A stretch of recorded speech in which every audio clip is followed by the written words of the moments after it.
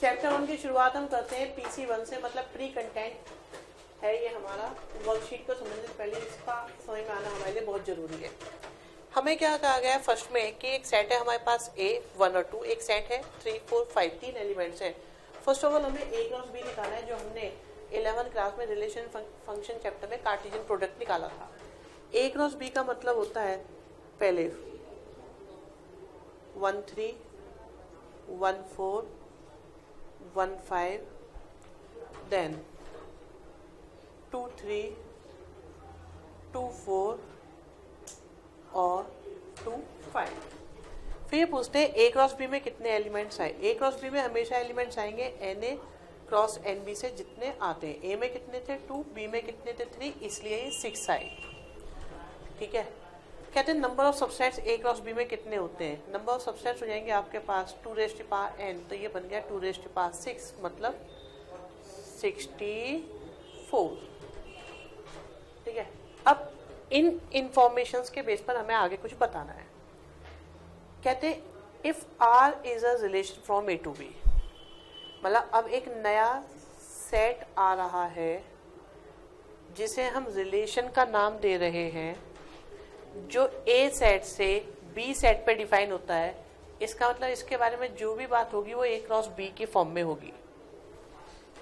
तो R relation में, या इससे पहले हम ये बोले R एक सबसेट होगा क्योंकि कर्ली ब्रैकेट है, और इस R सबसेट रिलेशन में पेयर्स होंगे सच दैट, वो ऐसे पेयर्स होंगे कि उनका पहला एलिमेंट तो A को बिलोंग करेगा क्योंकि A to B है, और दूसरा एलिमेंट B को बिलोंग करेगा। तो इसका मतलब ये हुआ कि R में कुछ पेयर्स आएंगे, पहला A को बिलोंग करे, दूसरा B को बिलोंग करे। यहाँ पर देख लो क्या हो रहा है। यहाँ पर पहले एलिमेंट सारे के सारे A को बिलोंग करते हैं, दूसरे वाले सारे B को बिलोंग करते हैं। इसका मतलब R A क्रॉस B होगा या A क्रॉस B में से कुछ एलिमेंट्स होंगे, क्योंकि तो सारे बिलोंग करते हैं। मैं एक लूँ वो भी बिलोंग कर रहा है, 2 लूँ तो भी बिलोंग कर रहा है, 3 लूँ तब भी बिलोंग कर रहे हैं। तो ये सारे भी ले जा सकते हैं, कम भी ले जा सकते हैं, इसलिए R definitely A cross B का सबसेट होगा। अब डोमेन का मतलब होता है पहले एलिमेंट्स किसको बिलोंग करेंगे, A को, और सेकंड वाला B को। और अभी कहते हैं जो R अगर एक रिलेशन है ऑन सेट A, देखिए अगर ये बोलते हैं ना ऑन सेट A, और पहले इन्होंने बोला था A to B, और अब बोल रहे हैं सिर्फ सेट A, तो इसका मतलब है बात अब इनके दिमाग में A क्रॉस A की आ गई है, A क्रॉस A की आ गई है। अगर B बोल रहे हैं तो समझो सिर्फ B क्रॉस B की। अगर ये सिंगल सेट बोलते हैं, जैसे यहाँ पे इन्होंने बोला था A cross A to B मतलब A क्रॉस B, वहाँ A बोल के छोड़ दे तो आप समझ लो कि दूसरा सेट खुद A है। ठीक है। और आपके सिलेबस में क्वेश्चन सिंगल सेट वाले ही है। तो R आपका जो कुछ भी होगा वो किसका सबसेट होगा, A क्रॉस A का। जब बात A क्रॉस B की चल रही थी तो सबसेट था ये A क्रॉस B का। अब बात A क्रॉस A की चल रही है तो ये सबसेट होगा A क्रॉस A का। कहते हैं find the number of relation, कितने रिलेशन बन सकते हैं। जितने सबसेट बन सकते हैं उतने रिलेशन बन सकते हैं। अब A क्रॉस A में नंबर ऑफ एलिमेंट्स कितने आएंगे, ये हो जाएगा NA इंटू NA, तो 2 2 से आया 4, तो नंबर ऑफ सबसेट्स आपके पास आएंगे 2⁴। तो इसका मतलब 16 रिलेशंस पॉसिबल हैं, different R1 R2 R3 R4 R5 R6 R7 से लेकर R16 तक। इनमें सबसे छोटा तो होता है 5, एक भी मतलब सबसे पहला सबसेट 5 होता है, और सबसे बड़ा सबसेट होता है ये खुद A क्रॉस A। तो जो खुद होता है सबसे बड़ा वाला उसे यूनिवर्सल बोल देते हैं, और जो छोटा होता है सबसे उसे हम वॉइड या एम्प्टी या नल रिलेशन बोल देते हैं। ठीक है। कहते हैं B क्रॉस B में कितने रिलेशंस बनेंगे, ये डिपेंड करेगा B क्रॉस B में आने वाले एलिमेंट्स पर। तो ये हो गया NB के साथ NB से आ गया 3 क्रॉस 3 मतलब 9, तो नंबर ऑफ सबसेट ये आ जाएगा आपके पास 5 1 2। देखिए हमारे पास एक सेट दिया हुआ है A, और कहते हैं R में हम वो पेयर्स लेंगे जिनका पहला एलिमेंट और दूसरा एलिमेंट दोनों ही ए को बिलोंग करेंगे और A is a factor of B. तो मुझे वो नंबर्स इसमें पेयर की फॉर्म में लेने हैं जिसमें फर्स्ट वाला सेकंड वाले का फैक्टर होगा। ठीक है, तो बहुत ध्यान से इसे हम बनाएंगे। तो आर में देखो क्या क्या आ सकता है। आर में 2 2 आ सकता है, 3 3 आ सकता है, 8 8 आ सकता है, ऐसे चलते जाएंगे तो 30 30 भी आ सकता है, फिर 2 8 आ सकता है या नहीं, क्योंकि 2 8 का फैक्टर है। 2 18 आ सकता है, फिर 2 20 आ सकता है और 2 30 भी आ सकता है। इसी चलते जाएंगे, फिर 3 के साथ 15 आ सकता है, 3 के साथ 18 आ सकता है, 3 के साथ 30 आ सकता है, 8 के साथ और कोई नहीं, बट 15 के साथ 30 आ सकता है, 20 के साथ और कोई नहीं, और 30 के साथ 30 हमने लिख लिया है। ठीक है, बाकी हमने सारे लिख लिए। चलो यहाँ तो हमने क्या कोशिश कर ली, सपोज ये और ज़्यादा होते तो हम तो डॉट डॉट करके छोड़ देते। अब आर को रोस्टर फॉर्म में लिखना था, हमने लिख दिया। डोमेन क्या है? आप देखो, डोमेन मतलब पहले वाले एलिमेंट्स कौन कौन से हैं। 2 है, 3 है, 8 है, 15 है, 2 है, 3 है, 8 है, 15 है, 18 है, 20 है और 30 है। रेंज क्या है? रेंज में 2 भी आ रहा है, 3 भी आ रहा है, 8 भी आ रहा है, 15 भी आ रहा है, 18 भी आ रहा है, 20 भी आ रहा है और 30 भी आ रहा है। इन फर्स्ट क्वेश्चन ये कहते हैं एक रिलेशन है जो ए सेट पर डिफाइन हो रहा है, तो हमें एक एग्जांपल की हेल्प से बताना है क्या होता है यूनिवर्सल रिलेशन, क्या होता है आइडेंटिटी रिलेशन और क्या होता है वॉइड रिलेशन। तो हमने एक सेट एज्यूम करा, लेट द सेट इज 1 2 और 3, क्योंकि एक ही सेट पर डिफाइन हो रहा है, इसका मतलब हमें ए क्रॉस ए पे सोचना है। तो ए क्रॉस ए अगर हम बनाएंगे तो ये हो जाएगा 1 1 1 2 1 3 2 1 2 2 2 3 3 1 3 2 और 3 3। अब यूनिवर्सल रिलेशन का मतलब होता है खुद ए क्रॉस ए। तो इसका मतलब 1 1 से लेकर 3 3 तक जितने भी पेयर्स हैं, अगर हम सबको लिख दें तो जो रिलेशन बनता है उसे हम यूनिवर्सल रिलेशन कहते हैं। आइडेंटिटी रिलेशन का लिंक होता है आइडेंटिटी फंक्शन से। आइडेंटिटी का मतलब होता है जिसमें दोनों वैल्यू आइडेंटिकल होती हैं, मतलब सेम हो। तो इसलिए आपके पास एक तो 1 1 आएगा, एक 2 2 आएगा और एक 3 3 आएगा। फिर तीसरा आता है आपके पास वॉइड रिलेशन। वॉइड का मतलब अब कुछ नहीं आएगा। ठीक है, हाँ। अब इसे मैं थोड़ा डिफाइन करके और लिखना चाहता हूँ, थोड़ा सेट बिल्डर फॉर्म में। तो हम ये कहेंगे यूनिवर्सल सेट में क्या होता है, पेयर होते हैं।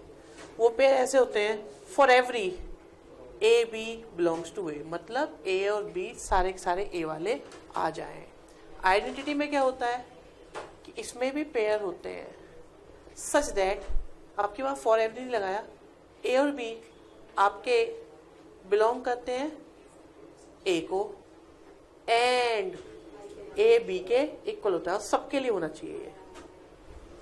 ठीक है, और वॉइड में क्या होता है कि एक भी हो ही ना, तो मतलब सीधे 5।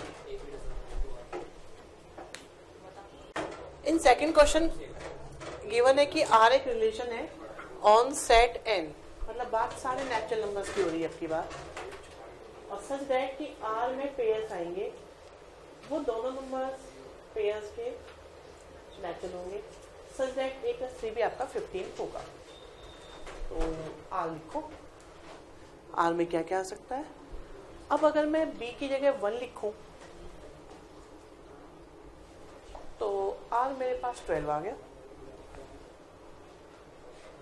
अगर मैं बी की जगह 2 लिखूं तो मेरे पास 9 आ गया। अगर बी की जगह 3 लिखूं तो 6 आ गया। अगर बी की जगह 4 लिखूं तो 3 आ गया। अगर बी की जगह 5 लिखूं तो 0 आ गया। 0 आ नहीं सकता क्योंकि बात नेचुरल नंबर्स की हो रही है, तो कोई आएगा नहीं। सारी कंडीशन हमने चेक कर ली।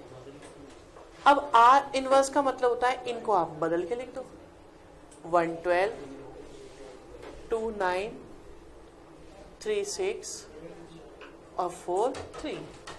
डोमेन की बात हो रही है आर इनवर्स की, तो डोमेन आपका हो जाएगा इस रिलेशन का 1, 2, 3 और 4, और रेंज हो जाएगी इस रिलेशन की 12, 9, 6 और 3। थर्ड क्वेश्चन में हमें कमेंट करना है जो हमसे पूछा जा रहा है रिलेशंस के बारे में। कहते हैं एक सेट है हमारे पास है जिसमें गर्ल्स, स्कूल की सारी गर्ल्स को हमने कलेक्ट करा हुआ है और उनमें कोई भी दो आइडेंटिकल ट्विंस नहीं है, ठीक है। अब जब हम रिलेशन बनाते हैं सेट का सेट से, तो उसमें ए को ए के साथ ही मल्टीप्लाई करते हैं, कार्टेशियन प्रोडक्ट लेते हैं, तो ए मतलब फर्स्ट सेकंड फर्स्ट थर्ड, इस तरीके से चलते चले जाते हैं। अभी कहते हैं A B, A is brother of B. आप बताओ क्या हम कोई ऐसे दो ढूंढ पाएंगे जिसके बारे में हम ये कह सकें कि first one is brother of B. जब गर्ल्स स्कूल है तो सारी गर्ल्स होंगी, तो ब्रदर का तो स्कोप नहीं है, तो ऐसा कोई भी नहीं आएगा, तो इसलिए हम बोलेंगे इसे वॉइड रिलेशन, ठीक है। सेकंड हम कहेंगे हम उन दो स्टूडेंट्स को कंसीडर करेंगे जिनकी हाइट का डिफरेंस 3 मीटर से कम है। अब 3 मीटर का मतलब अप्रॉक्स आप मान लो 16 फीट का,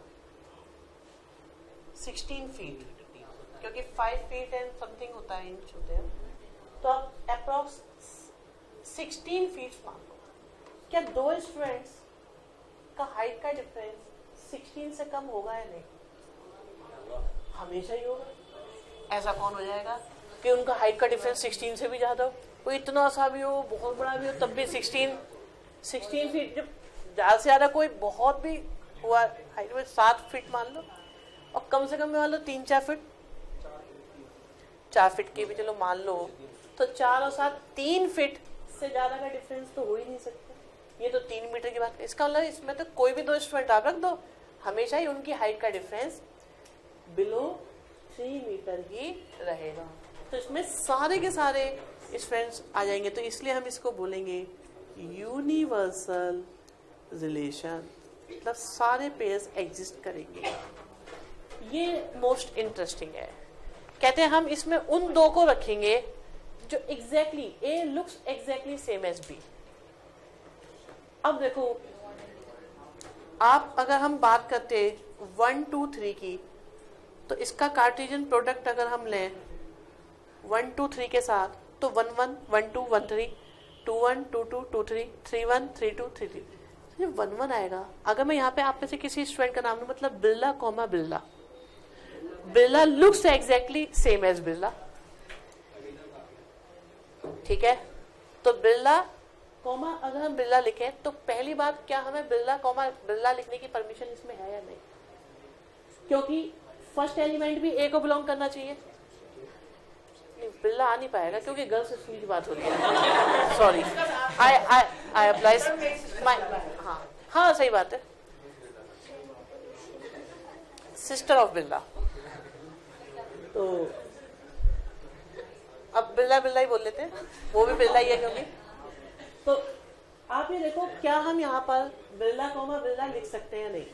फर्स्ट एलिमेंट भी ए को बिलोंग करना चाहिए, सेकंड एलिमेंट भी बी को बिलोंग करना चाहिए, तो दोनों बिलोंग करेंगे तो वो पेयर बन सकता है। और अगर दोनों ही जगह बिरला होंगे, तो जब बात एक ही पर्सन की हो रही है, तो एक पर्सन तो बिल्कुल अपनी तरह ही दिखेगा, ऐसा तो है नहीं कि वो उस अपने आप से अलग दिख रहा है।